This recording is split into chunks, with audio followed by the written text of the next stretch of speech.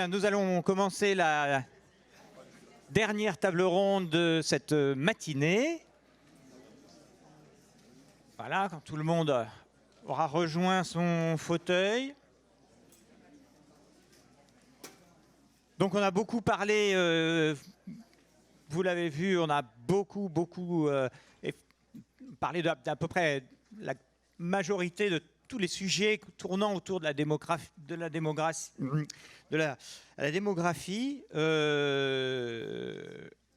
En gros, s'il fallait le résumer, en tout cas ce qui a été dit dans les dernières tables rondes, c'est qu'il va quand même falloir s'habituer et apprendre à vivre dans un monde avec probablement moins de jeunes et plus de vieux.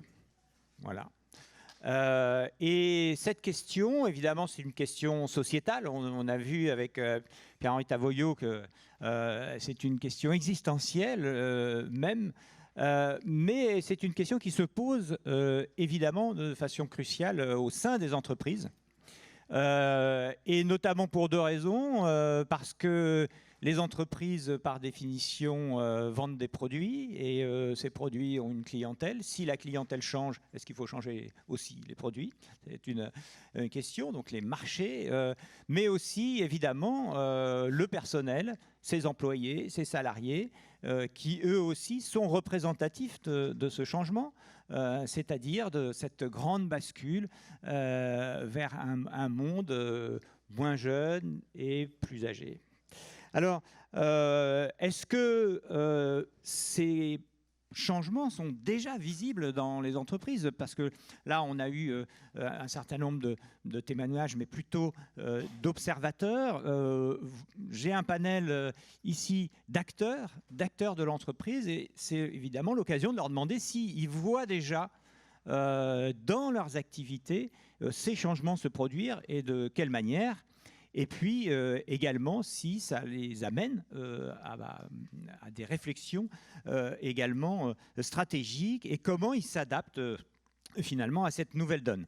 Alors, à ma gauche, donc Élise Maury, vous êtes DRH adjointe de Engie. À ses côtés, Hervé Navellou, président de L'Oréal France. Et puis, à côté de lui, Boris Pinco, DRH de Sodexo Live. Et enfin, Pierre Ferracci, PDG, président du groupe Alpha. Alors, je vais commencer avec vous, tiens, Boris Pinco. Sodexo Live, alors, vous ne connaissez enfin, la plupart des gens connaissent Sodexo, c'est un géant mondial de la restauration. Et vous, vous occupez des ressources humaines de la branche qui s'appelle Live et qui est spécialisée dans les événements sportifs et de loisirs. Et à ce titre-là, eh bien, cette année, on va dire cette année, si on prend l'année scolaire, vous allez mettre en place le plus grand restaurant peut-être du monde, je pense. Hein, effectivement.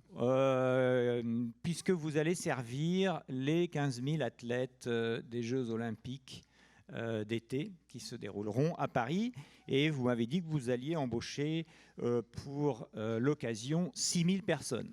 Donc ça pose un petit peu la mesure du défi et puis évidemment le lien avec la démographie. Alors, au-delà de cet événement, dites-nous un peu si vous voyez dans votre vie de tous les jours et de quelle manière, anecdotiquement et par l'exemple, quel changement vous voyez, est-ce que vous en voyez déjà et de quelle sorte concernant la démographie?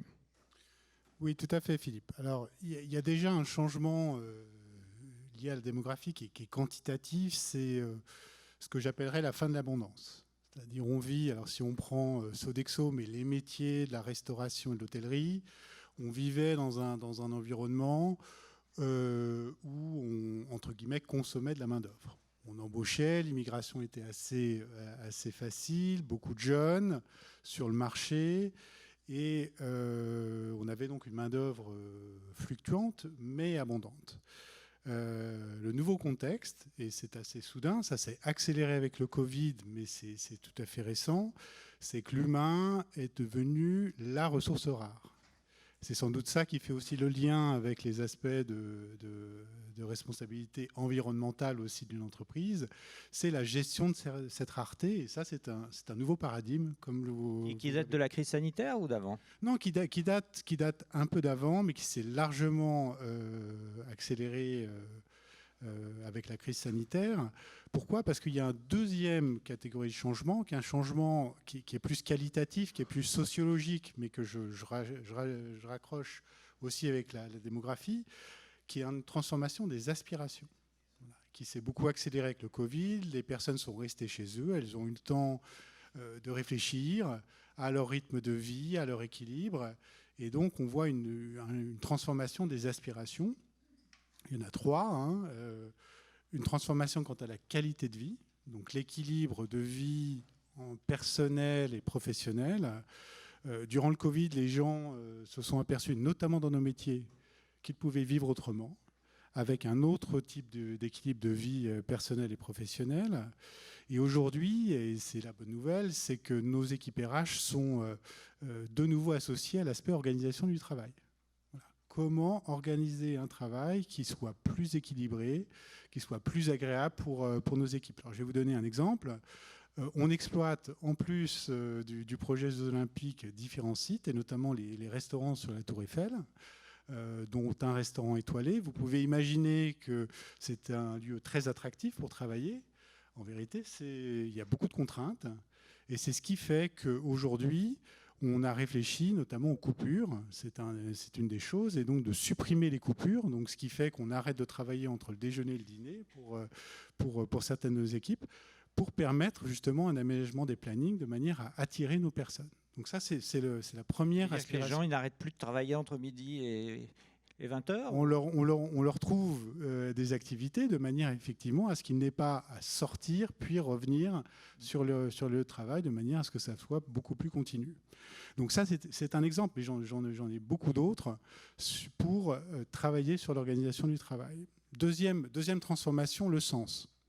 Pourquoi je travaille? Alors, ce n'est pas simplement le cadre sortant d'une école de commerce qui veut rejoindre une entreprise ou qui agit de façon responsable sur la partie environnementale et sociétale. Ça, c'est un point. Mais c'est aussi au niveau très concret. Quand on a des personnes sur le terrain, ils veulent que les engagements qui sont pris en termes de diversité, en termes de respect de l'environnement, soient réels. Moi, c'est quelque chose que je regarde beaucoup en tant que DRH. On a des sites comme Indeed, comme Glassdoor, où les salariés peuvent donner leur avis. Et c'est quelque chose que je vois. Les personnes qui partent, c'est généralement parce que la promesse n'a pas été tenue. Donc ça, c'est une deuxième exigence et c'est une transformation très forte. Ils vous le disent. Ils nous le disent, à la fois verbalement, mais aussi sur les réseaux sociaux. Voilà. Donc ça, c'est ce sens au travail qui est très important. Et puis, troisième point fondamental, on en a parlé au moment des générations, c'est cette notion de flexibilité. Alors, au début, on disait que c'était pour nous, pour les entreprises, plus de flexibilité. Moi, je vois ça de plus en plus du côté des salariés. Le salarié veut choisir à quel moment s'engager, avec qui, dans quel lieu, avec quel manager. Et ce n'est pas simplement les nouvelles générations, c'est vraiment l'ensemble des générations qui veulent avoir beaucoup plus de maîtrise sur la manière de s'engager dans l'entreprise dans laquelle ils travaillent. Voilà un peu les changements que je vois. Alors, on fera un deuxième tour tout à l'heure sur tout ce qu'on peut mettre en place pour justement répondre à ces changements. Là, je me tourne vers Elise Maury. Donc, vous occupez, donc vous êtes DRH adjointe, vous vous occupez notamment du recrutement des talents, de gestion des compétences, de tous ces aspects-là. Donc, un peu la même question. Est-ce que dans une grande entreprise internationale comme Engie, qui a des opérations dans le monde entier, on voit des évolutions aujourd'hui qui sont liées à la démographie, et est-ce qu'on les voit un peu dans tous les pays? Donc, ravie d'être présente aujourd'hui. Merci pour la question. Alors, je pense qu'il est intéressant dans un panel, toujours, c'est enrichir sur les les inputs de chacun. Donc, je ne vais pas répéter ce qui a dit, mais je partage vraiment beaucoup de points qui ont été soulevés par Boris. Moi, ce que je dirais d'abord, et ça a été très bien dit précédemment, c'est que Engie, c'est un leader dans le domaine de l'énergie et qui est pionnier dans la transition énergétique. Et l'énergie, elle est directement liée à la démographie. Je ne vais pas répéter ce qui a été dit, mais on en a parlé tout à l'heure avec Patrice Gartus, voilà. Voilà, et vous m'avez introduit le sujet parfaitement. Je veux dire, la croissance démographique fait que la demande en énergie, elle est colossale. Ça va demander des investissements colossaux dans les années à venir, et nous, on est extrêmement présents sur ces sujets. Et en même temps qu'il y a cette demande en volume liée à la démographie, il y a aussi une exigence de transformation de cette énergie pour arriver à nos objectifs de net zéro carbone.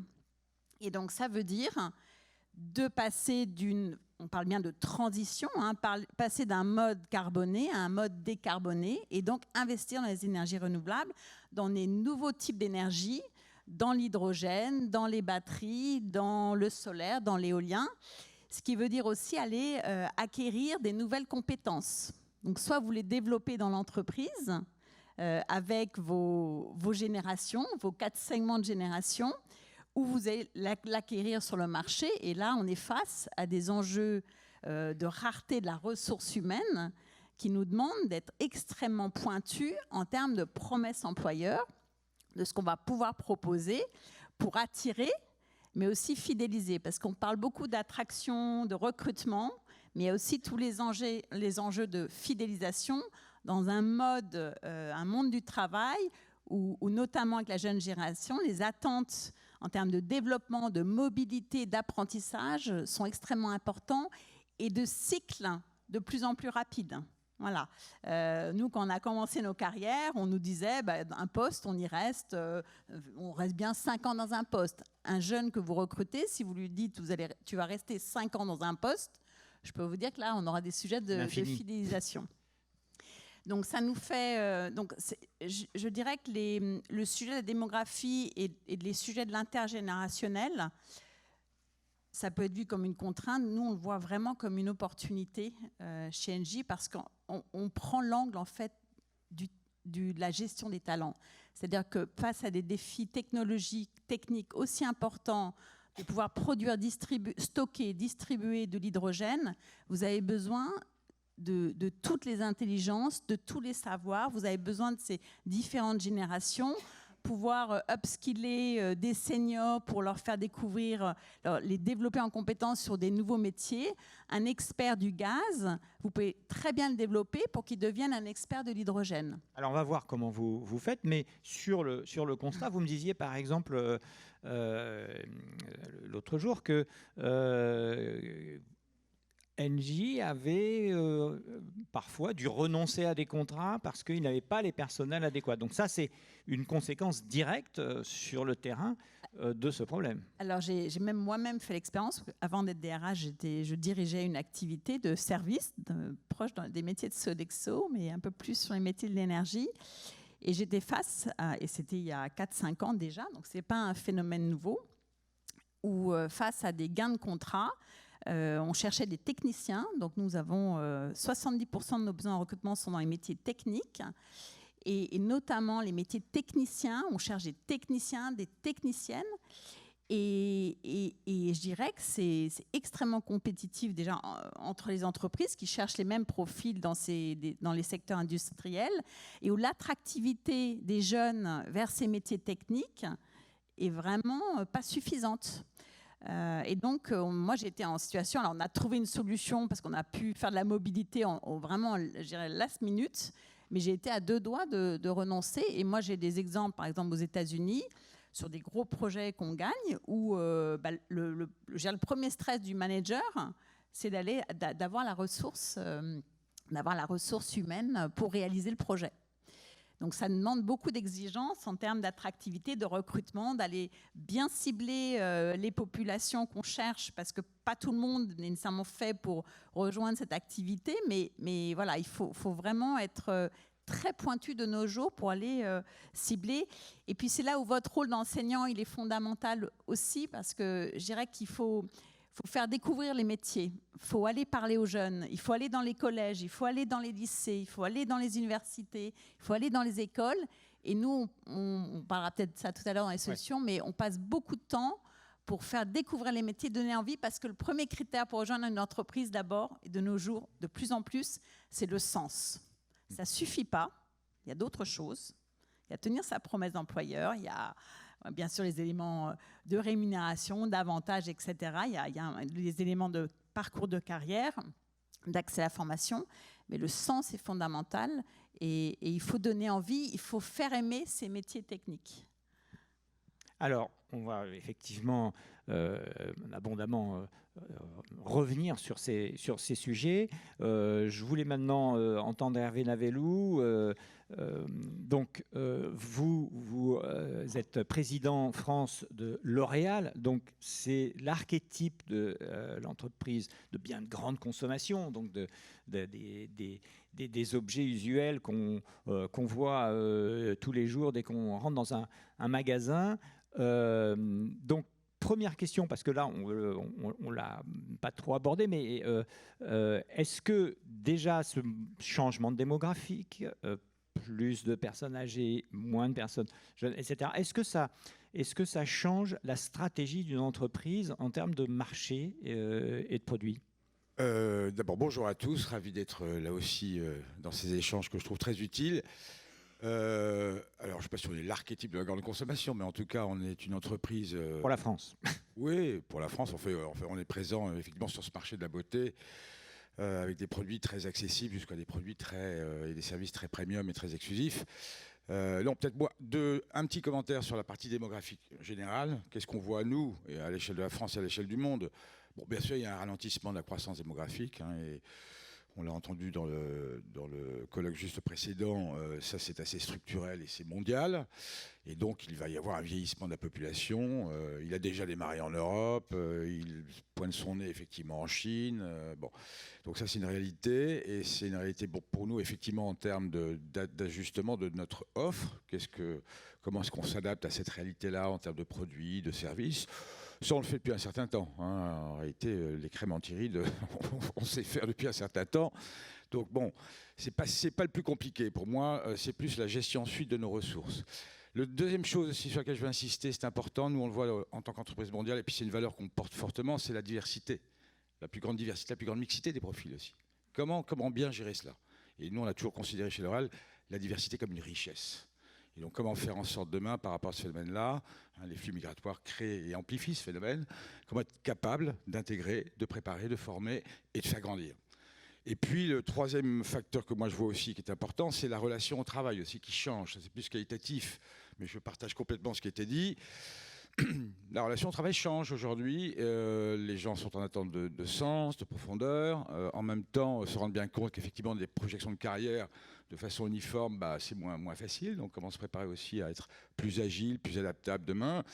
Et puis aussi, comment mieux gérer et comment l'entreprise doit-elle mieux gérer l'équilibre vie pro, vie perso. Ça, c'est sûr que c'est un élément important. Voilà, nous, ce qu'on voit. Donc, et oui, on s'adapte sur l'offre par rapport à ces évolutions démographiques. Et en réalité, on le fait déjà depuis qu'on est né. Donc, on est présent sur les marchés chinois, indiens, sud-américains. Déjà là, les offres sont spécifiques et adaptées aussi à ces populations-là. Donc, on les adapte aussi, bien sûr, en fonction des critères démographiques et de l'âge.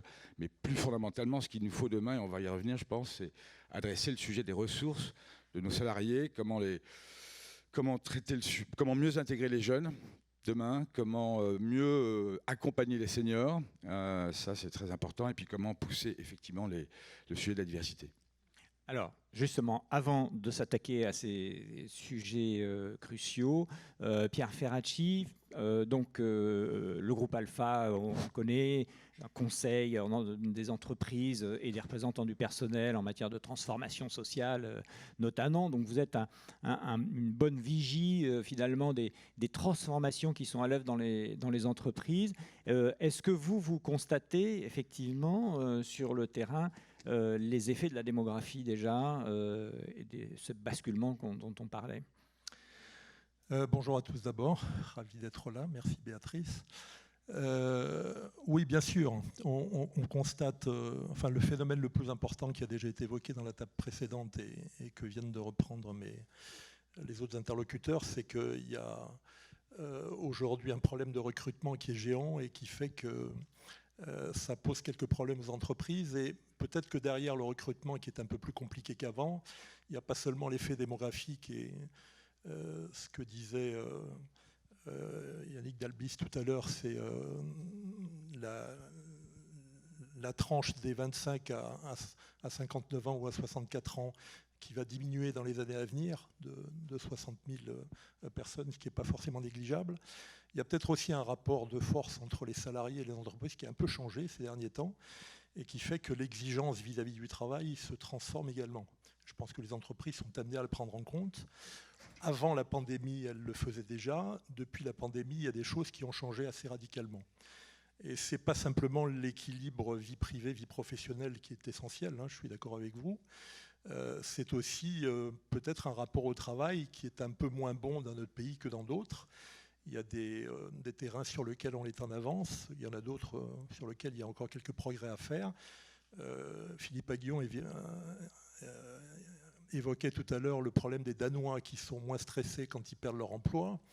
Je pense qu'on a un problème dans les entreprises, et les entreprises le traitent, hein, je pense qu'elles en ont pris conscience, à la fois de conditions de travail et pas seulement de rapport au travail, et puis peut-être dans certains cas aussi de partage de la valeur avec sans doute des métiers à revaloriser un peu plus fortement qu'on ne l'a fait. On a un autre problème aujourd'hui qui explique aussi le goulot d'étranglement qu'on a, vous l'avez évoqué madame tout à l'heure, c'est que le rapport aux métiers techniques, aux métiers industriels est un peu compliqué chez nous. Il y a une note intéressante qui est sortie récemment de la Fabrique de l'Industrie qui montrait que, à la limite, on forme à peu près les jeunes dont on a besoin dans le domaine économique pour ces métiers industriels, mais il y a une forme d'évaporation qui fait qu'à l'arrivée, on ne les retrouve pas sur le terrain du marché du travail. Et donc même quand ils sont bien formés pour aller vers les métiers, notamment de techniciens que vous évoquez, ben on s'aperçoit qu'il y en a qui partent ailleurs. Et c'est sans doute un petit peu dommage parce que les enjeux de productivité passent aussi par une réindustrialisation dont tout le monde parle aujourd'hui, notamment autour d'ailleurs des enjeux énergétiques et de la transition écologique. Mais si on n'a pas la main-d'œuvre pour la porter, si on n'arrive pas à attirer les jeunes notamment dans ces métiers-là, donc là il y a un effort à faire aussi du côté des enseignants, bien évidemment. Tout ce qu'on a fait autour de l'apprentissage ces derniers temps va plutôt dans le bon sens sur ce terrain-là.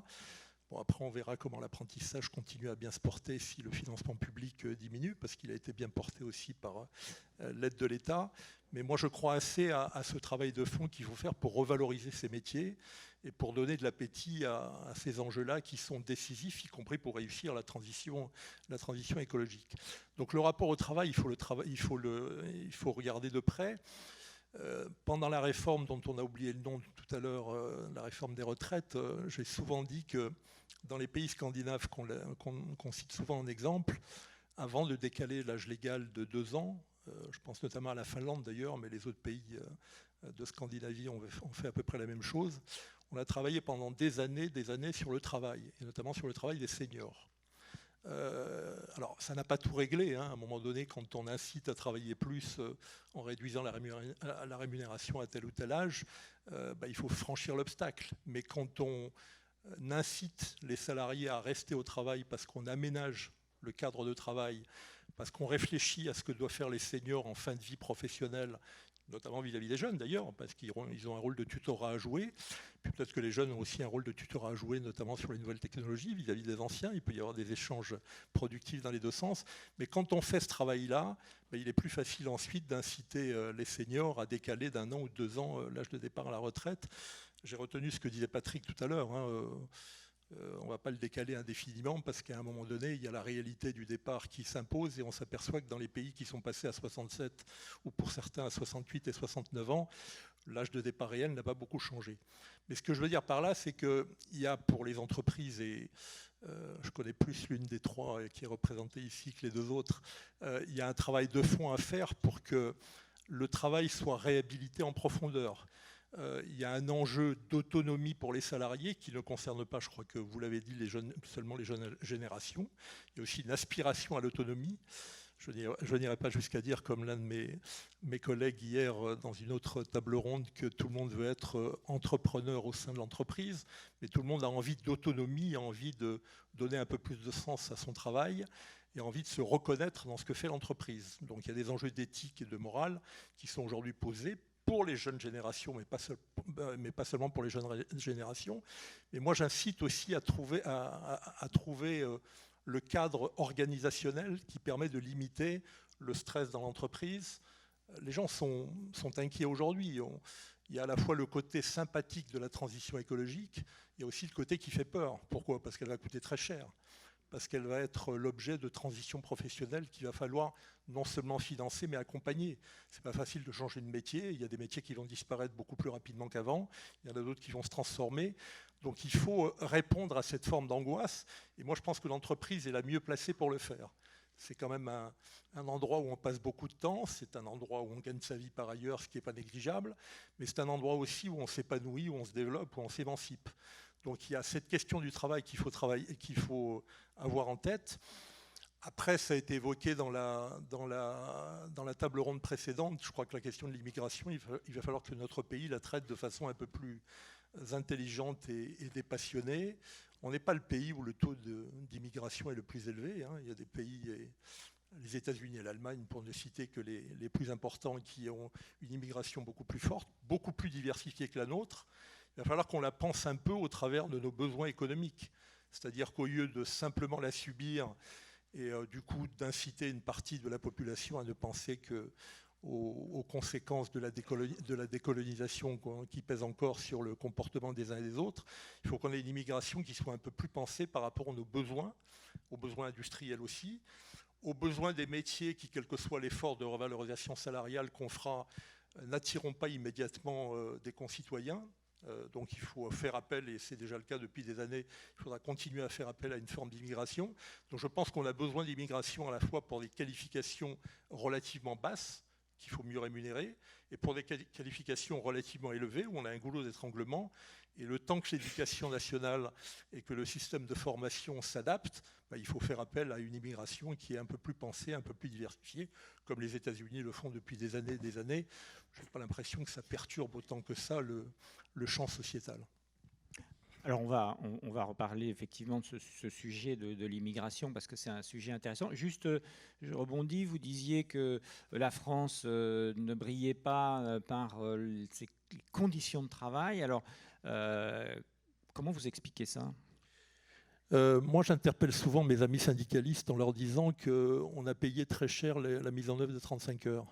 On a réduit drastiquement le temps de travail, ce qui est une bonne chose dans l'évolution de l'humanité. Je ne suis pas en train de mettre le haut là sur la baisse du temps de travail. On l'a fait tellement brutalement, et toutes entreprises confondues, il y a deux phénomènes qu'on a un petit peu sous-estimés. L'un qui a été un peu mieux géré, c'est celui de la politique salariale. Les entreprises se sont rattrapées aussi de ce côté-là. Dans certains secteurs, ça me paraît évident au fil du temps. Le deuxième, qui est un peu plus sournois en matière de conditions de travail, c'est que les entreprises ont aussi compensé par des gains de productivité le coût que ça représentait à l'époque. Et derrière les gains de productivité, qui est le côté noble de la transformation des entreprises, il y a parfois une intensification du travail qui n'est pas de la productivité au sens propre du terme, qui pèse sur les conditions de travail. Et c'est pour ça que moi, quand je vois des débats aujourd'hui sur le passage aux 4 jours, une semaine de 4 jours, je dis, si l'entreprise a les moyens de passer à une semaine de 4 jours sans enfermer le temps de travail de 5 jours en 4 jours, pourquoi pas ? Je ne suis pas sûr qu'il y en ait beaucoup aujourd'hui qui soient capables de le faire. Mais si c'est pour faire en 4 jours ce qu'on fait en 5 jours, ce qui est plutôt l'idée, oui. Ça développera encore le phénomène que j'évoque, avec une intensification du travail et des problèmes de conditions de travail et de stress au travail qu'on payera par la suite. On est quand même un des pays où le taux des seniors, quand je dis des seniors entre 55 et 64 ans, qui ne sont pas au travail, qui ne sont pas en emploi, qui sont au chômage ou en maladie, est parmi les plus élevés. Donc ça renvoie peut-être à un problème de conditions de travail sur lequel il faut travailler, sur lequel, encore une fois, les entreprises travaillent déjà et sont conscientes du problème. Bon, sur ce que j'évoquais sur la Finlande et les pays scandinaves, on va rattraper le temps perdu. La réforme des retraites est derrière nous. Maintenant, tout le monde se préoccupe du travail, c'est une bonne chose, même le gouvernement et l'État. Je pense qu'on aurait pu anticiper Et la question d'ailleurs, une des questions qui sera posée, et là les enjeux démographiques peuvent nous rattraper si on y prend garde, les seniors dans les entreprises, bon nombre d'entreprises, je ne parle pas de ces trois-là, hein, bien sûr, bon nombre d'entreprises se sont habituées à en faire le premier critère de séparation quand il y avait des restructurations et des problèmes de mutation importantes dans l'entreprise qui amenaient à se séparer de certaines personnes. Ça va être difficile dans certains cas, dans certaines entreprises, de remettre les seniors en emploi et de faire en sorte qu'ils restent de façon positive un peu plus longtemps dans l'entreprise. Et on sait que la société en a besoin. Donc il y a beaucoup de travail à faire dans ce domaine-là. Alors on voit qu'il y a donc, on a déjà évoqué 3 sujets finalement. Celui de l'attractivité, ça vise plutôt les jeunes. Celui du maintien d'emploi et des seniors, et puis effectivement ce sujet assez sensible de l'immigration. Alors Boris Pinko, vous êtes dans une entreprise qui emploie beaucoup de gens avec des niveaux de rémunération relativement bas, enfin des gens avec des qualifications plutôt faibles ou moyennes, enfin métier de service, quoi. Est-ce que vous avez un turnover qui est assez important, beaucoup plus important qu'une entreprise classique? Vous me disiez qu'au niveau mondial, il y avait des turnovers de l'ordre de 30%. Alors chez vous, vous me disiez que c'était 10%. En France, c'est 10%. Voilà. 10%, mais c'est déjà pas mal, hein, c'est déjà quand même beaucoup. Alors, comment on fait sur, on va dire, ces 3 dimensions, l'attractivité, les seniors, et puis un mot quand même sur l'immigration, parce que je pense que dans le type de métier que vous avez, vous devez faire appel à ça. Oui, tout à fait. Alors peut-être on peut commencer par changer la manière dont vous avez décrit nos métiers. Pas bien payés, pas très qualifiés, bon... Voilà, donc ça c'est peut-être la première chose, et c'est quelque chose d'assez important pour nous chez Sodexo. Je ne parlais pas du restaurant de la Tour Eiffel. Hein. Bien sûr, mais même quand vous pensez aux écoles, aux universités, aux entreprises, aux EHPAD, aux hôpitaux, toutes ces organisations fonctionnent grâce au métier de service. Okay, bien sûr, ils fonctionnent à travers les médecins, les professeurs, mais les personnes qui nettoient la salle opératoire après, ce sont nos équipes ou d'autres équipes. Et donc, tout le travail qu'on a fait à travers Pierre Bellon et maintenant la nouvelle équipe de direction, c'est justement donner du sens à ces métiers de service. Et ça, c'est très important. Donc, comment on fait? Donc, il y a si je peux prendre par exemple 3 exemples sur ça. Le premier, c'est la partie formation. On n'a pas d'autre choix aujourd'hui dans nos métiers que de former les personnes qui viennent nous rejoindre. Voilà. Le pool de candidats n'est pas suffisant pour remplir l'ensemble de nos besoins. Donc, effectivement, on a été très, très satisfait par les actions qui ont été mises en place sur l'apprentissage. On a même créé notre CFA avec d'autres entreprises comme le groupe Accor, parce qu'on avait des objectifs communs. Et maintenant, on continue à travailler avec les organismes collecteurs de formation, donc l'ACTO, qui est notre organisme collectif, pour travailler sur des programmes. Et c'est là où c'est intéressant, c'est à la fois les grands événements, donc les JO, où on va former la plupart de nos salariés à ce que c'est de délivrer une expérience comme les Jeux Olympiques, une fois la dernière fois c'était il y a 100 ans, donc il faut réinventer cet aspect-là. Mais ce programme vise à aider dans la transition écologique, transition énergétique, transition économique. Donc on lie les deux. Et c'est ça qui est très intéressant, c'est comment on aide nos équipes à faire ça. Et ça, je pense que c'est un point clé pour l'attractivité, c'est de vraiment donner cet engagement que quand vous allez rejoindre une entreprise comme Sodexo, vous allez être formé. On va vous aider à vous développer, quel que soit votre niveau. Vous pouvez commencer à 0, vous pouvez commencer avec un bac+5, vous serez formé. On vous aidera. Voilà, c'est notre responsabilité d'entreprise. Donc ça, c'est un exemple. Je laisserai les personnes qui débattent aujourd'hui parlaient plus de diversité et d'inclusion, mais clairement, c'est une priorité aussi. Ça fait partie de l'ADN de notre entreprise. On a été très précurseur chez Sodexo sur la partie féminisation, notamment du management. On continue sur ça. C'est à la fois une opportunité, c'est un devoir aussi. Quand on n'a pas assez de candidats, il faut aller rechercher la diversité. Maintenant, le challenge qu'on a, c'est la partie inclusion. Donc, comment on aide nos managers? On en a des milliers. On est une entreprise très décentralisée. On a 10 000 sites dans le monde à gérer cette diversité. Voilà. Au niveau du groupe, on peut créer un cadre, on peut créer un contexte, on peut créer un élan.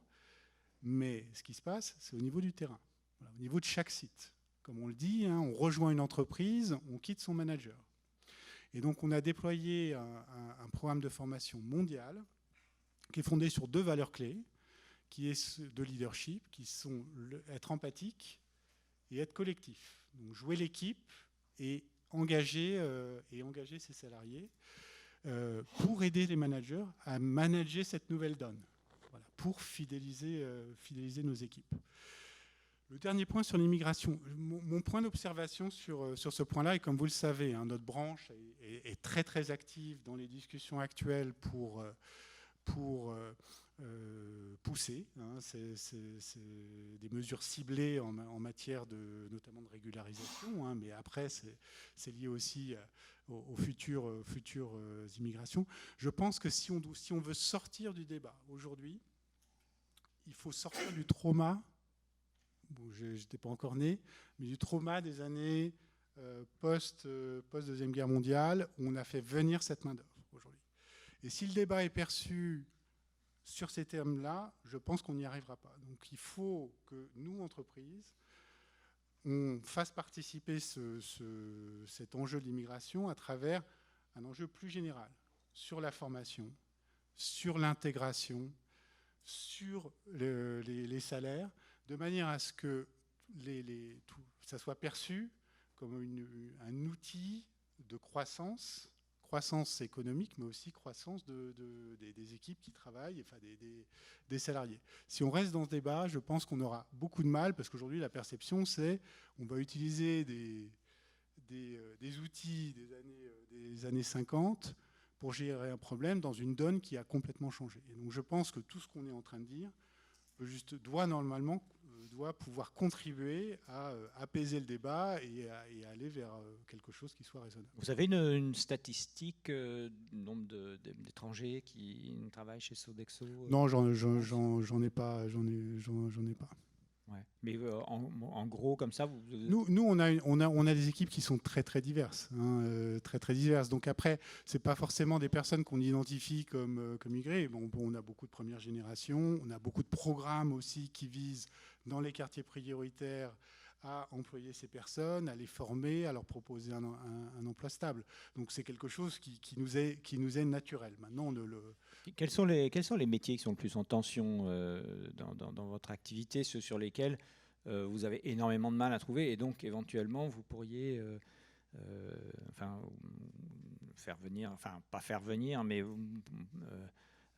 faire travailler des immigrés ou des... Alors nos métiers sont les équivalents des ingénieurs dans l'industrie, par exemple. Donc si vous parlez d'un maître d'hôtel sur un restaurant étoilé, là on recherche de la qualification. Un maître d'hôtel sur un événement à très forte visibilité, là aussi il y a de la qualification. Donc nous, c'est là où aujourd'hui on a vraiment un focus particulier, c'est sur ces métiers qualifiés, aussi bien côté cuisine. C'est là que vous avez le plus de mal à recruter. Exactement. D'accord. Ok. Alors, Élise Maury, c'est un petit peu la même question. Donc, sur ces 3 aspects, donc d'attractivité, comment on attire. Donc, Sodexo, il a insisté sur la formation, Engie, j'imagine aussi, et puis la question des seniors, et puis celle... Alors, on a parlé d'immigration, ça rejoint la question plus générale de l'inclusion de manière générale. Alors, nous, on dirait qu'on travaille sur tout le cycle de vie du collaborateur, hein, à partir du moment où on va aller chercher les profils, les recruter, les former, les développer, les promouvoir, et jusqu'au départ. Alors, ça peut être l'accompagnement pour le départ à la retraite, etc. Donc, il n'y a pas un seul axe. En fait, il faut être, je dirais, avoir une vision assez holistique du sujet, et en fonction des besoins et de nos besoins stratégiques en ressources des années à venir. Donc, ce qu'on fait, c'est qu'on fait des exercices de planification de notre ressource, d'identifier les domaines dans lesquels on risque d'avoir de la rareté.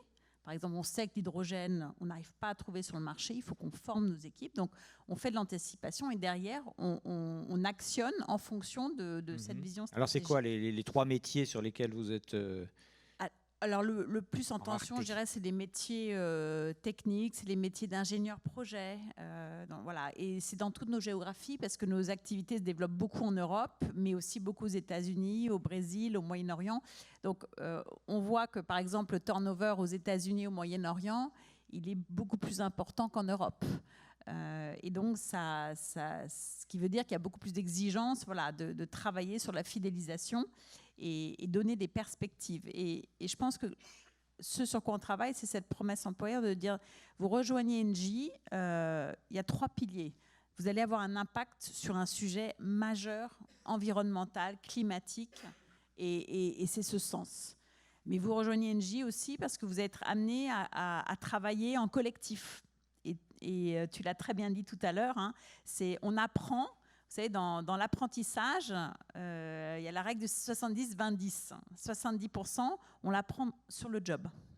20%, c'est avec ses collègues. Et 10%, c'est la formation plus classique, en présentiel, en distanciel. Et donc, on utilise tous ces moyens-là pour vraiment former les collaborateurs, notamment dans le fait de travailler dans des communautés d'expertise, de pratique, donc ce qui développe les compétences. Le 3e pilier, c'est la carrière, c'est-à-dire que c'est grandir. On vient chez Engie, on travaille sur la promesse de dire on vous forme, on vous donne des perspectives de mobilité, on travaille beaucoup sur la mobilité.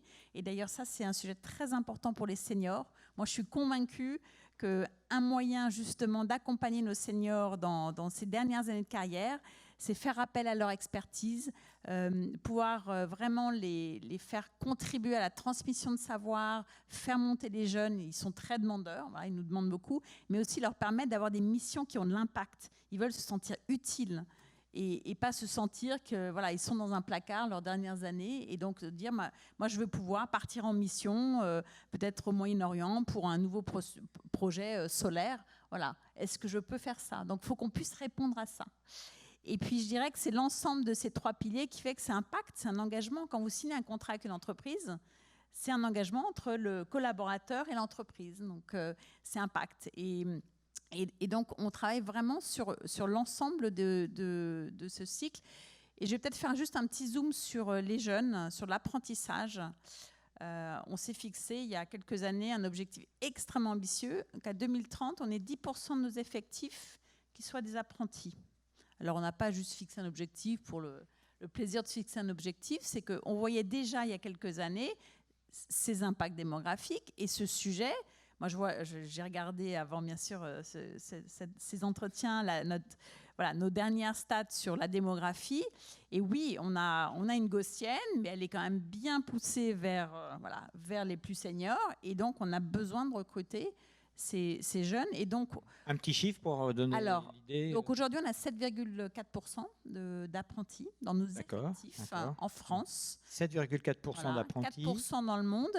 Et on a travaillé, et je vais me connecter avec mes collègues, au sein d'un collectif d'entreprises pour une économie plus inclusive qui a été lancé après les Gilets jaunes par les PDG de beaucoup d'entreprises du CAC 40, dont L'Oréal, Sodexo, Engie.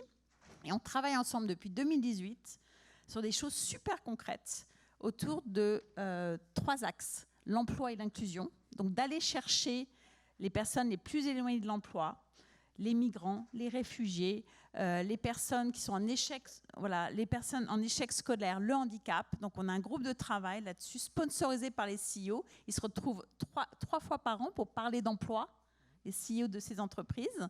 Le deuxième, c'est sur les offres pour les ménages précaires, donc autour des offres voilà, d'énergie, bancaire, télécom, etc. Et le troisième, sur les achats inclusifs. Et donc, ça a été un mouvement qui s'est fait voilà, spontanément en disant, nous, entreprises, on a une responsabilité sociétale. Et c'est aussi un sujet de performance, il ne faut pas l'oublier. Pourquoi aussi on fait de la diversité et de l'inclusion? C'est un sujet de performance aussi, c'est démontré. Les entreprises qui sont diversifiées en termes de profil, que ce soit d'origine, de genre, de génération, sont plus performantes. Donc c'est un sujet de performance, c'est aussi un sujet de responsabilité sociétale et d'entreprise. Et c'est un besoin pour diversifier nos talents. On doit aller les chercher. J'aimais beaucoup la remarque tout à l'heure, c'est par exemple sur les femmes. J'aimerais bien faire un petit zoom sur les femmes. Il faut aller les chercher. Trop souvent, je suis RH, moi je peux vous dire, ça a été dit tout à l'heure, les femmes n'osent pas. Et donc elles viennent en entretien me rencontrer et elles me disent « Ah ben non, je ne sais pas pour ce job ». Elles ont 90% des compétences. Bon, moi je leur dis toujours, si vous avez 90% des compétences, vous devriez être déjà dans le poste. Et donc il faut vraiment faire cet accompagnement. Ça passe par la base, c'est l'égalité salariale, ça c'est très clair, parce que c'est la première chose qu'elles disent. Donc, vous savez qu'il y a l'index Pénicaud hein, qui nous a permis, nous, entreprises, de travailler là-dessus. Nous, on s'est donné, on a un écart salarial aujourd'hui qu'on a réduit, on est arrivé à 3%, on doit arriver à 2 maximum. Mais il faut agir là-dessus parce que vous pouvez faire les meilleures promesses de formation, de promotion, etc. Si la base n'est pas là, la crédibilité, voilà. Donc, mais il faut agir sur l'ensemble de la chaîne. Et donc, mais il faut aller chercher ces profils. Donc, avec ces entreprises, on va vraiment chercher ces profils et l'apprentissage et l'handicap, ça fait partie de l'engagement de ces 42 entreprises, hein, du CAC 40, du SBF 120. Et on est sur des actions très concrètes et surtout, on essaie de travailler ensemble parce que voilà, on aura plus d'impact ensemble en partageant nos pratiques, en s'associant sur les forums emploi, vraiment en se mettant en collectif, en imaginant que nos apprentis d'une entreprise peuvent aller dans une autre, si nous, on n'arrive pas à les recruter derrière. Donc, je crois qu'on est assez fiers de cet engagement. Et vous avez l'impression que c'est aussi un facteur d'attractivité, c'est-à-dire que les jeunes, spontanément, sont attirés par ce discours et j'espère la réalité derrière, la réalité. de l'inclusion et de ce genre de politique, des apprentis, etc. C'est-à-dire que même pour ce que je veux dire, c'est pour les jeunes qui ne sont pas concernés par ça, oui. Eux aussi, ça les intéresse, ce genre de profil. Complètement, et notamment les générations, pas que les jeunes, mais ils sont particulièrement exigeants en disant, ils viennent en entretien et ils observent qu'ils rencontrent. Donc des jeunes qui, par exemple, ne voient pas de diversité sociale ou d'origine, ne voient pas de femmes en entretien. Je peux vous dire que les feedbacks qu'on reçoit, ils sont assez radicaux. C'est vous qui passez l'entretien, en quelque sorte.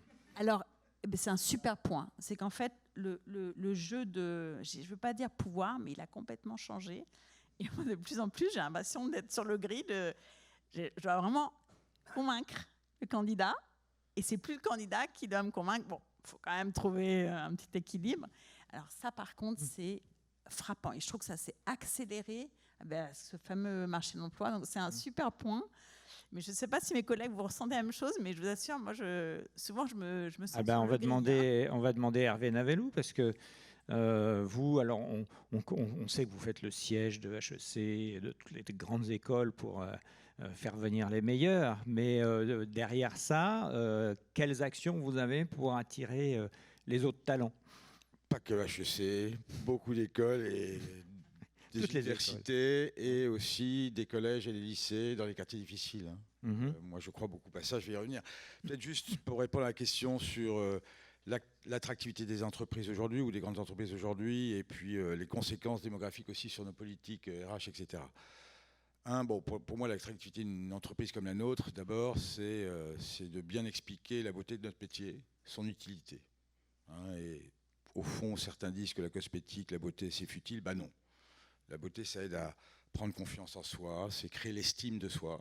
Et moi, franchement, tout le matin, je me lève, ouais, je suis persuadé qu'on a un métier très utile, d'autant qu'on est très attaché à la qualité des produits qu'on met sur le marché. Et donc, ça, c'est convaincre qu'on collabore là-dessus. Hein, ça répond à la question du sens. 2, c'est évidemment d'être compétitif et attractif en termes de conditions de travail. Salaire, conditions de travail au quotidien, accompagnement, etc., avantages sociaux, etc. Bon. Et 3, le plus important, vous rentrez chez nous, vous pouvez vous y développer, vous pouvez grandir. Hein. Et moi, j'ai de très nombreux exemples chez L'Oréal de gens qui, justement, n'étaient pas diplômés et qui ont acquis des positions très importantes, qui ont eu le courage de s'investir, de travailler et qui ont effectivement très bien réussi. Et nous, on croit beaucoup à la méritocratie chez L'Oréal aussi. Donc, on accompagne les gens, mais il n'y a pas d'exclusif. Vous pouvez devenir patron sans avoir fait l'X ou HEC, fort heureusement. On est très attentif à cette dimension-là. Ça, c'est pour répondre à la question de l'attractivité. Ensuite, les conséquences de ces mouvements démographiques sur nos politiques. D'abord, c'est vrai qu'on est, comme toutes les entreprises, confrontées à des transformations massives. Et c'est important aussi que vous le compreniez. Le digital a complètement transformé tous nos métiers.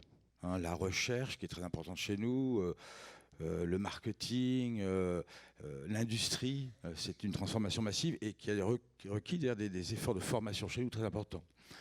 La transformation durable, là aussi, c'est un changement de paradigme et qui suppose qu'on s'organise et qu'on forme là aussi toutes nos équipes et que tout le monde se sente acteur du sujet. Et chez nous, L'Oréal, c'est un sujet majeur et qu'on veut mettre au cœur du modèle. Et puis, troisième transformation pour moi, c'est ce qu'on a évoqué, c'est la relation au travail, les organisations, ces nouveaux métiers qu'on doit demain développer et d'autres métiers qui seront effectivement d'une nature différente. Donc, comment gérer tout cela? Avec derrière ça, du coup, 3 enjeux en termes RH. D'abord, c'est mieux préparer les jeunes à l'entrée dans l'entreprise. Ça, c'est un thème, je trouve, qui nous regarde tous.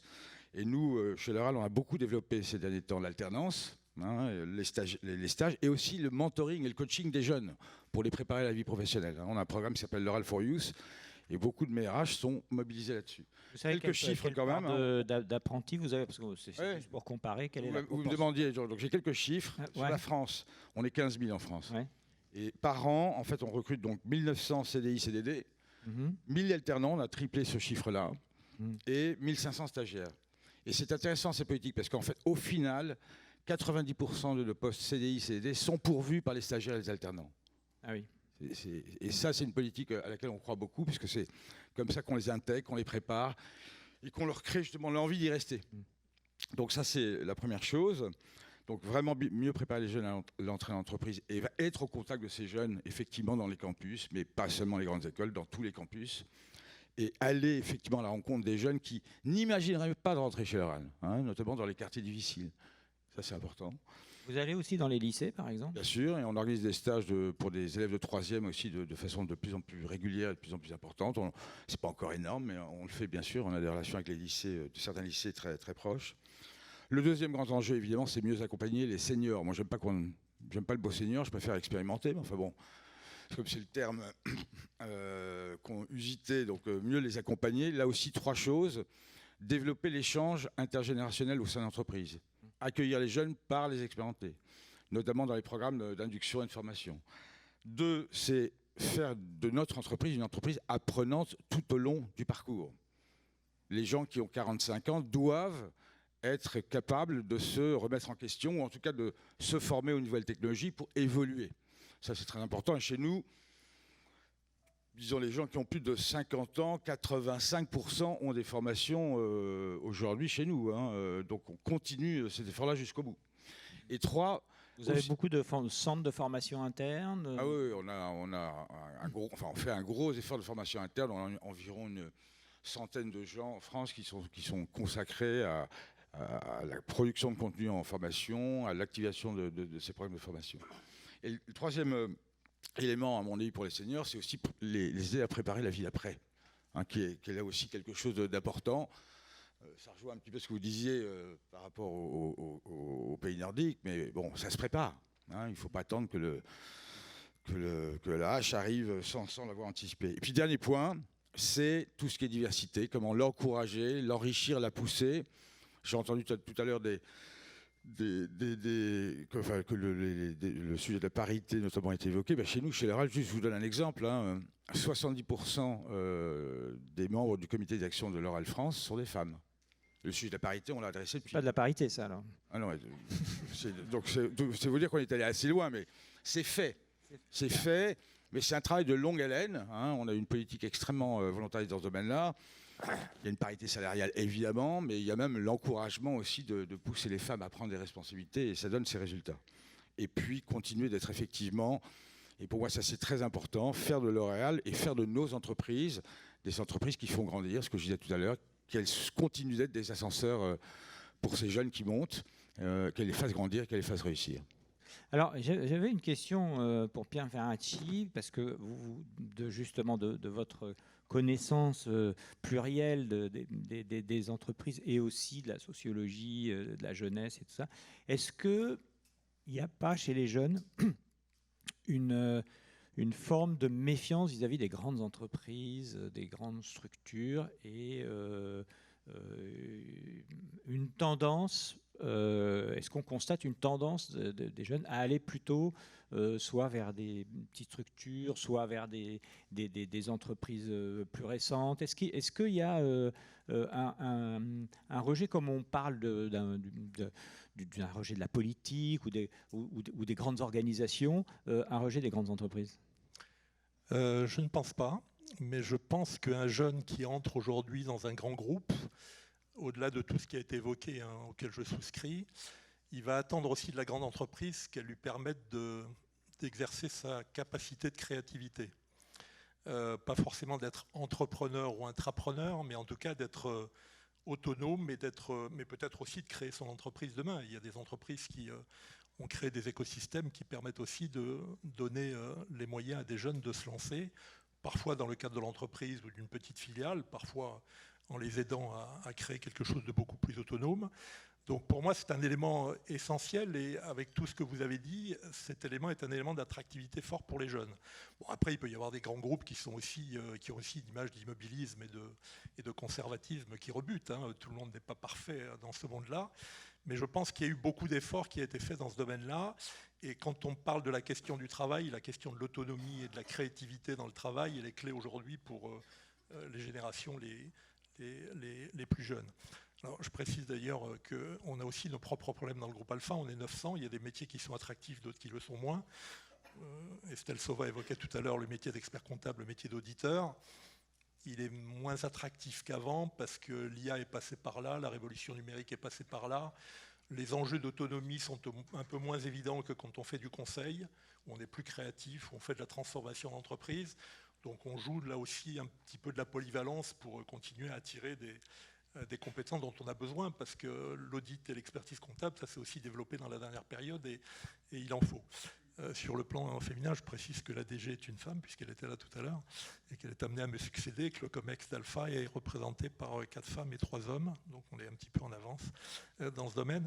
C'est un élément essentiel. Moi, j'en évoque un autre aujourd'hui que vous n'avez pas évoqué, que je trouve un peu perturbant dans la vie des entreprises, c'est le télétravail. C'est à la fois un facteur d'attractivité et un facteur dont je me méfierais un petit peu à l'avenir. Pourquoi ? Parce que le télétravail s'est massivement développé, ça avait commencé un petit peu avant, pendant la pandémie.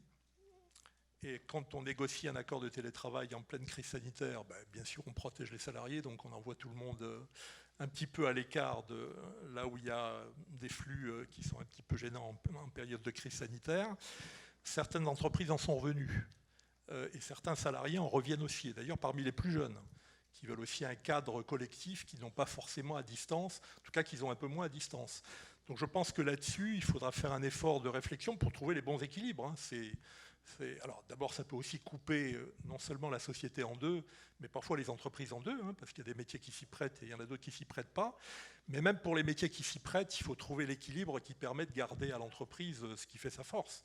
C'est un lien social, c'est un enjeu collectif, c'est un enjeu de solidarité. Je pense aussi que la créativité et l'imagination ne se développent pas toujours par Teams et par Skype, et elles ont besoin parfois d'échanges physiques, en tout cas de mixer les échanges physiques et les échanges en distanciel.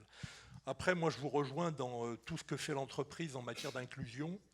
Je pense qu'aujourd'hui, les jeunes et les moins jeunes attendent que l'entreprise, qui a toujours une bonne image d'ailleurs, hein, quand on regarde les sondages, par rapport aux partis politiques, par rapport aux médias, mes chers amis, l'entreprise est encore un lieu qui subit des critiques, mais où on a l'impression que les citoyens, les salariés s'y retrouvent. Donc du coup, elle a un enjeu aussi essentiel pour elle, qui est de traiter des sujets que la société parfois traite mal.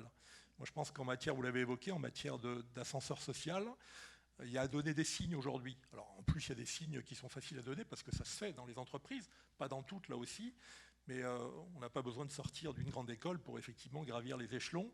Et ça, c'est un signe qu'il faut donner à la société, que l'entreprise doit donner un peu plus fortement en communiquant tout simplement, ou en faisant quand elle ne le fait pas assez. Et puis moi, j'évoquerai un dernier enjeu qui me fait revenir sur les enjeux de transition écologique. Je pense qu'il faut que, et l'entreprise a un rôle clé à jouer dans ce domaine-là, il faut qu'elle joue un rôle essentiel pour trouver le bon équilibre entre les enjeux économiques, il faut qu'on reste compétitif, les enjeux de protection de la planète, il faut que l'entreprise contribue à faire en sorte que la planète soit plus vivable demain, puis les enjeux sociaux. Parce que l'angoisse qui étreint aujourd'hui certains salariés, et surtout ceux qui sont conscients qu'il faut protéger la planète et qu'il y a des efforts à faire, c'est qu'ils soient un petit peu les dindons de la farce et les oubliés sur le bord de la route. Je l'évoquais tout à l'heure, il y a des questions de transition professionnelle qui vont être massives. On le voit dans des secteurs comme l'automobile aujourd'hui. C'est bien de basculer dans la voiture électrique et de gagner 5 ans, puisque ce qui était prévu en 2040, ça a été avancé en 2035. Je pense personnellement qu'on aurait pu éviter de gagner 5 ans et qu'il y avait, avec des moteurs hybrides, moyen d'assurer une transition qui protège la planète, mais qui assure aussi un peu moins de secousses dans les entreprises, dans ce type de secteur. Mais bon, maintenant c'est fait, c'est fait. Ça ne peut être fait que si on met les moyens de transition sociale et professionnelle puissants pour accompagner le mouvement. Parce que les fonderies vont disparaître, enfin en tout cas les fonderies en l'état où elles étaient. C'est plus tout à fait les mêmes moteurs qu'on produit. Et ça peut se produire demain dans beaucoup de secteurs. Il y a des secteurs qui vont être à l'abri de la transition écologique, qui vont continuer leur petit chemin, et peut-être que L'Oréal et les cosmétiques vont continuer à bien se porter dans ce domaine-là, même s'il y a des transformations à opérer. Il y en a d'autres qui vont être littéralement dévastés. Et donc là, il y a un enjeu, et ça va coûter très cher. Ça va coûter très cher. Et c'est pour ça que, d'ailleurs je termine toujours avec une petite plaisanterie, la formation où il y a eu de gros efforts ces derniers temps qui ont été faits, moi je pense que le CPF comme l'apprentissage sont de bonnes choses qui ont été produites dans la dernière période par ce gouvernement, un peu plus que sa façon de prendre le problème des retraites par exemple, mais la formation elle est toujours en difficulté quand il s'agit d'assumer des transitions beaucoup plus lourdes. Le CPF c'est des petits moyens par rapport à ces enjeux-là. Et moi, je cite toujours l'exemple d'un secteur que je connais bien, puisque dans une autre vie, je dirige un club de football professionnel.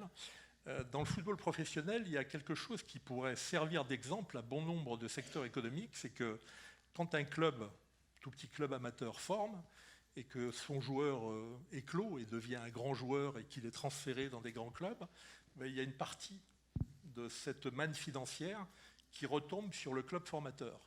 Et quand on sait que beaucoup, alors ça concerne peut-être moins les grands groupes, mais beaucoup d'entreprises plus petites, moyennes, ont du mal à former parce qu'elles se disent je vais former et puis le salarié va me quitter. Il y a encore ce réflexe-là, hein, parce que la formation ça coûte un petit peu cher, elle n'est pas toujours financée par la puissance publique. Ben, s'il y avait ce retour à l'envoyeur, c'est-à-dire cette forme de mutualisation qui fait que l'entreprise qui bénéficie d'une formation qui s'est produite ailleurs, ben, elle verse son petit écho, et elle permet à l'entreprise d'être un peu plus gaillarde quand il s'agit d'affronter les enjeux de formation, je crois qu'on s'en porterait mieux. Tout ne va pas très bien dans le football, notamment sur l'égalité professionnelle. Pas l'image de la rationalité économique pure, mais cet exemple-là, il devrait... Et encore une fois, c'est quelque chose qui est fléché au niveau mondial, hein, Oui. qui est suivi par la Fédération internationale au niveau mondial. C'est Donc ça débloquerait, à mon avis, quelques réflexes anti-formation qu'on a encore dans les petites et les moyennes entreprises, pour des raisons qui peuvent se comprendre, hein, en termes de logique économique. Tout à fait. Alors, il reste 5 minutes. Est-ce qu'il y a des questions dans la salle? Oui, il y a une main qui se lève là-bas. Et donc, le micro... Voilà, le micro va arriver rapidement. Voilà, il y avait... Voilà, là-bas. Et puis, on va essayer de faire un mini tour de table sur le télétravail, quand même, que chacun nous dise un peu ce qu'il en est aujourd'hui, après ces années troublées. Allez-y, madame. Merci, bonjour. Oui, ma question, c'est par rapport si nous avions des statistiques sur les personnes en mécénat de compétences dans les grandes entreprises, pour savoir ce qu'elles deviennent, parce que ce sont des personnes qui sont en fin de carrière, et vous parlez de formation des jeunes, aller dans les collèges, dans les lycées, dans les quartiers appelés les quartiers effectivement prioritaires. Est-ce que ça, il y a un vrai travail de suivi sur ces mécènes et sur ce mentoring? Parce qu'on dit les profs doivent faire le boulot. OK, les profs, mais il va falloir 10 ans pour former un apprenti, etc., dans les métiers en tension. Mais je pense que le rôle des mécènes, ceux qui sont en mécénat de compétences, bon, moi je suis dans des associations, il y en a beaucoup, mais est-ce qu'ils ont une obligation d'intervenir? C'est-à-dire, est-ce qu'après les 4-5 ans qu'ils ont avant l'âge de la retraite, ils ont une activité, une utilité sociale pour transmettre justement leur métier? Moi, c'est la question que je me pose. Alors, c'est une bonne question. Nous, Alors, allez-y. pour répondre à votre question, on a à peu près, en France, en tout cas, je sais qu'on a à peu près 600 personnes qui sont engagées dans des actions de mentoring, de coaching, qu'ils font en partie, mais c'est presque pour moitié, disons, sur des collaborateurs internes qui rentrent et pour moitié sur des jeunes à l'extérieur. Et on le fait avec justement la collaboration d'associations. Et c'est donc le fameux programme pour la jeunesse dont je parlais. Ça, ils le font effectivement chez nous. Et une bonne partie d'entre eux, mais je n'ai pas le chiffre, continuent de le faire, ça je le sais, ensuite. Mais on n'a pas de politique pour les obliger à le faire. Ça, ils sont quand même libres de leur activité ensuite, mais c'est quelque chose en tout cas qu'on encourage énormément. Moi, je crois beaucoup à ça, à la transmission aussi, déjà au sein de l'entreprise, mais même aussi en tant que génération déjà plus expérimentée auprès de jeunes qui eux-mêmes sont en recherche, en curiosité, en besoin d'accompagnement. Très bien. Alors, puisque vous avez le micro, on continue.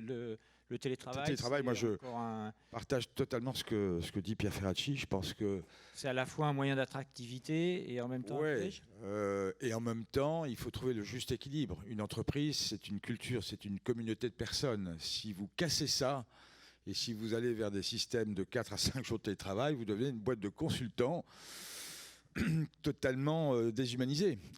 Donc, nous, on est convaincus qu'il faut effectivement trouver le juste équilibre. On est pour l'instant sur une politique de 2 jours.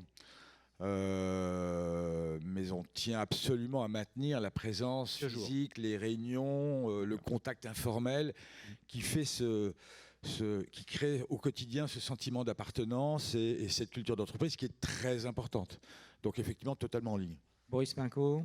Ouais, je pense que le mot-clé sur ça, c'est l'expérience. On parle d'expérience professionnelle et là, c'est la même chose. Donc on est sur la même chose qu'a précisé Hervé, donc 2 jours maximum de télétravail, pas pour tous les métiers. Pour la restauration, c'est plus compliqué. Oui, surtout qu'on veut éviter cette scission entre ceux qui doivent travailler tous les jours et ceux qui ne doivent pas. Et donc la manière dont on a construit ça, c'est de la façon très positive de dire on vit une expérience ensemble. Notre promesse vis-à-vis des salariés, c'est d'avoir cette expérience et pour eux-mêmes de délivrer une expérience aux consommateurs finaux. Et donc, on est très alignés sur ça, on le fait. C'est notre engagement aussi en tant qu'employeur par rapport à l'aspect flexibilité, le besoin de chaque personne, en même temps très conscient qu'au final, ce qui va être très important, c'est cette expérience concrète du travail en équipe et du succès collectif. Élise Maury. L'entreprise, c'est un facteur de lien social, humain formidable. Et le télétravail, c'est nécessaire dans le monde d'aujourd'hui. Si vous ne le proposez pas dans les métiers qui permettent de le faire, là, il y aura un petit sujet. Les jeunes, quand même, ça fait partie de leur il y a des géographies aux États-Unis. Et je peux vous dire que si vous ne le proposez pas, vous n'arriverez pas à recruter. Par contre, il faut que l'équilibre, c'est clairement hybride. Et moi, je suis en faveur de dire 3 jours, et c'est ce qu'on met en place, 2 jours télétravail, mais pas plus. Mais par contre, ça demande une organisation. Parce que après, vous finissez par avoir des réunions, vous en avez certains, surtout les réunions d'équipe. Certains sont à distance et d'autres sont dans la salle. Donc, on perd tout l'intérêt. Donc, ça demande aussi de revoir l'organisation. Mais clairement, comme mes collègues hybrides, ça a été difficile de faire revenir les gens. En France, moins, en Europe, moins, mais dans d'autres géographies, c'était compliqué. Et il y a plein de bénéfices à pouvoir offrir le télétravail, mais à dose modérée. Très bien, je vous remercie pour ce voyage au sein de l'entreprise qui change et qui change par la démographie. Et puis maintenant, je crois que c'est l'heure de déjeuner, non ?